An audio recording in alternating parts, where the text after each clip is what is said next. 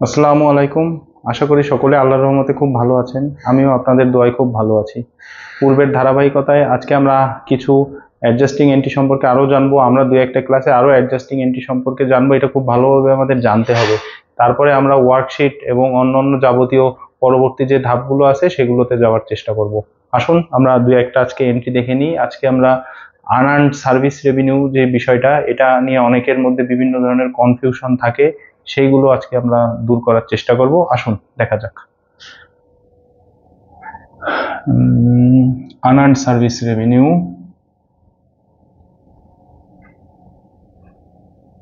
Unearned service revenue,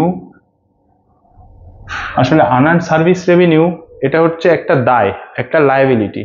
তার মানে এই আইটেমটা যখন আমাদের ট্রায়াল ব্যালেন্সে থাকবে তখন নিশ্চয়ই ক্রেডিট আইটেম হিসাবে থাকবে। তো আমি ধরে নিই এটা একটা ট্রায়াল ব্যালেন্স। ট্রায়াল ব্যালেন্সে আনআর্নড সার্ভিস রেভিনিউ এর ভ্যালু ক্রেডিট সাইডে আছে 30,000 টাকা। এসব বিডিটি ফিগার, ঠিক আছে। এখন আমাদের অ্যাডজাস্টিং এন্ট্রিতে বছর শেষে দেখা গেল এরকম থাকতে পারে, দুইটা সিচুয়েশন হতে পারে। হ্যাঁ, তো একটা সিচুয়েশন ওয়ানটা এমন, আনআর্নড সার্ভিস রেভিনিউ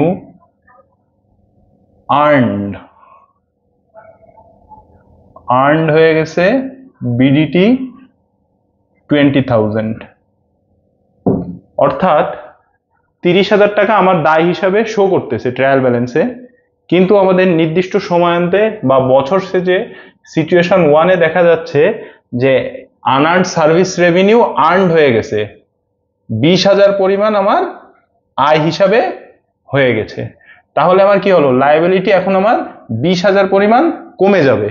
তাহলে 20,000 পরিমাণ যদি লায়াবিলিটি কমে যায় সেই ক্ষেত্রে আমাদের কি হবে, আনআর্নড সার্ভিস রেভিনিউ ডেবিট হবে। Unearned service revenue debit 20,000। যেহেতু এবার আর্নড হয়ে গেছে তাহলে ইনকাম হয়ে গেছে 20,000, তাহলে সেটা ক্রেডিট হবে general service revenue. General service revenue হিসাবে ক্রেডিট 20,000। এই একটা সিচুয়েশন হতে পারে। আর একটা সিচুয়েশন এরকম হতে পারে, সিচুয়েশন টু এমনটা হতে পারে যে unearned service revenue still unearned. এরকম আনআর্নড সার্ভিস রেভিনিউ স্টিল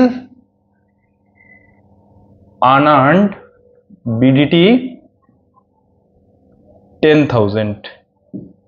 অর্থাৎ আনআর্নড সার্ভিস রেভিনিউ ট্রায়াল ব্যালেন্সে দেখতেছি আমরা 30,000, বছর শেষে বা নির্দিষ্ট সময়ান্তে সিচুয়েশন টু হিসাবে আমি দেখাচ্ছি যে unearned service revenue still unearned হয়ে আছে, অর্থাৎ এখনো আনআর্নড হয়ে আছে 10,000। তাহলে আর্নড হয়েছে কতটুকু, ট্রায়াল ব্যালেন্সে 30,000 মাইনাস স্টিল আনআর্নড, 30,000 মাইনাস 10,000, তা অর্থাৎ 20,000 পরিমাণ আমাদের কি হয়েছে, আর্নড হয়ে গেছে। এই ক্ষেত্রে আর্নড বলে দেওয়ার কারণে আমরা 20,000 পরিমাণ টাকা দ্বারাই ইনকাম দেখিয়ে দিয়েছি। আর এখন আমাদের 20,000 পরিমাণ যে 20,000 টাকা যে আর্ন হয়েছে সেটা হবে হচ্ছে দুইটার বিয়োগ ফলের যে 20,000 সেইটা, কারণ স্টিল আনআর্নড 10,000, তার মানে আর্নড হয়েছে কত, 20,000, তাই না? তবে জার্নালও সেম জার্নালই হবে, unearned service revenue 20,000, service revenue 20,000। আশা করি সকলেই বুঝতে পেরেছেন। আনআর্নড সার্ভিস রেভিনিউ খুব গুরুত্বপূর্ণ একটা বিষয়। হ্যাঁ, এটা সকলকে খুব ভালোভাবে শিখতে হবে, বোঝার চেষ্টা করতে হবে, কারণ এরকম একটা এন্ট্রি প্রায় সময় আসবে, যা বিভিন্ন জায়গাতেই বিভিন্ন অঙ্কে আমাদের এই জিনিসটা আসতে পারে, এবং এটা কনসেপচুয়াল জায়গা থেকেও ক্লিয়ার হতে হবে সবাইকে। তো আশা করি সবাই খুব বুঝতে পেরেছেন। আসেন পরেরটা দেখি।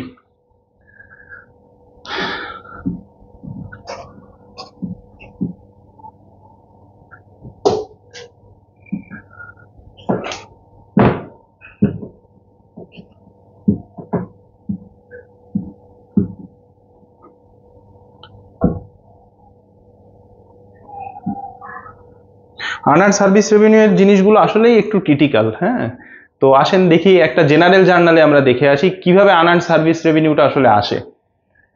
আমি ধরে নেই একটা ফার্নিচার কোম্পানি, সে একটা মেলায় তার ফার্নিচারের জন্য গিয়েছে, বিক্রির জন্য বা অ্যাডভার্টাইজমেন্টের জন্য। সেখানে যে তারা বিভিন্ন ধরনের কুপন বিক্রি করেছে এবং একটা ইনকাম করেছে। তো আসুন কেমন হতে পারে। ABC furniture limited sells their product in a local fair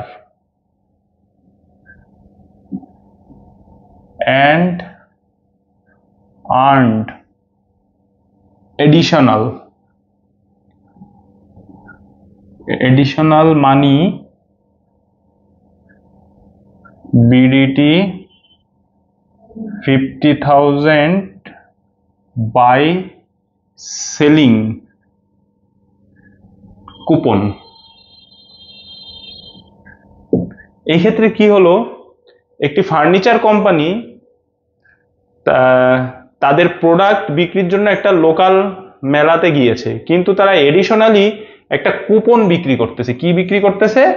বিভিন্ন ধরনের যে কুপন থাকে, এত এটা কিনলে এটা এডিশনাল, এইটা এই ধরনের বিভিন্ন ধরনের একটা কুপন বিক্রি করতেছে। সেই কুপন বিক্রি করে তাদের এডিশনাল 50,000 টাকা ইনকাম হয়ে গেল। হ্যাঁ, তো এই ক্ষেত্রে কি হলো, এই টাকাটা তার ব্যবসা বহির্ভূত আয়। হ্যাঁ, এই টাকাটা তার ব্যবসা বহির্ভূত হয়। তাহলে এই টাকাটা কি হলো, ক্যাশ হিসাবে তার চলে আসলো ডেবিট 50,000। যেহেতু এটা ব্যবসা বহির্ভূত আয়, তার মানে এটা আনআর্নড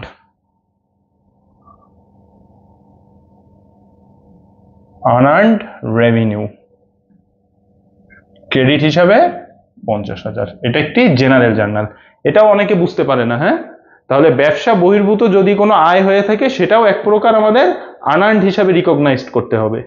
ঠিক আছে, আশা করি সকলে এটাও বুঝতে পেরেছেন।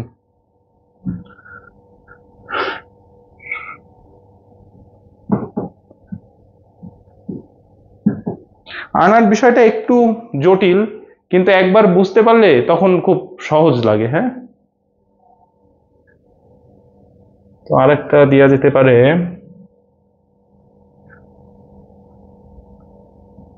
ABC limited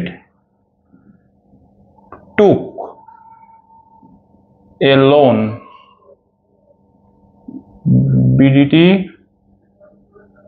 50,000 from bank at the rate 10% for 3 months। এক্ষেত্রে দেখা গেল 3 মাসের জন্য তারা লোনটা নিয়েছে, কিন্তু 2 মাস পরেই আমার হিসাব ক্লোজ হয়ে গেল, অর্থাৎ আমার ইয়ার ক্লোজিং এর সময় হয়ে গিয়েছে 2 মাস পরেই। তাহলে এক্ষেত্রে আমাদের কি হবে,